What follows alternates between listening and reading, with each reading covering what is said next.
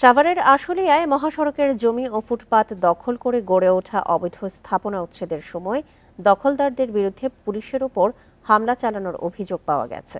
এই ঈদে জামা জুতো অ্যাক্সেসরিজের ডিসকাউন্ট। এ সময় পুলিশের একটি গাড়িতে ভাঙচুর চালায় অবৈধ দখলদাররা। রোববার দুপুরে আশুলিয়ার নবীনগর চন্দ্রা মহাসড়কের বলিভদ্র বাজারে এই ঘটনা ঘটে। পুলিশ জানায় ঈদযাত্রায় সড়কে যান চলাচল স্বাভাবিক রাখতে এবং ফুটপাত দখলমুক্ত করতে উচ্ছেদ অভিযান শুরু হয়। অভিযানের এক পর্যায়ে দখলদাররা পুলিশের ওপর হামলা করার চেষ্টা করে, ইটপাটকেল নিক্ষেপ করে, পুলিশের একটি গাড়িতে ভাঙচুর চালায়। অতিরিক্ত পুলিশ গিয়ে পরিস্থিতি নিয়ন্ত্রণে নেন এবং বুলডোজার দিয়ে অবৈধ স্থাপনাও গুঁড়িয়ে দেওয়া হয়।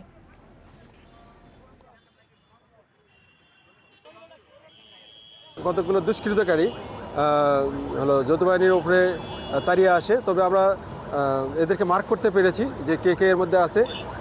কারণ যারা এই সমস্ত অবৈধ চাঁদাবাজ যারা রয়েছে, যারা বিশেষ করে আইন শৃঙ্খলা ঠিকমতো দাঁড়াতে দিচ্ছে না, তাদের প্রতি আমাদের একটাই মেসেজ থাকবে যে কাউকে ছাড় দেওয়া হবে না।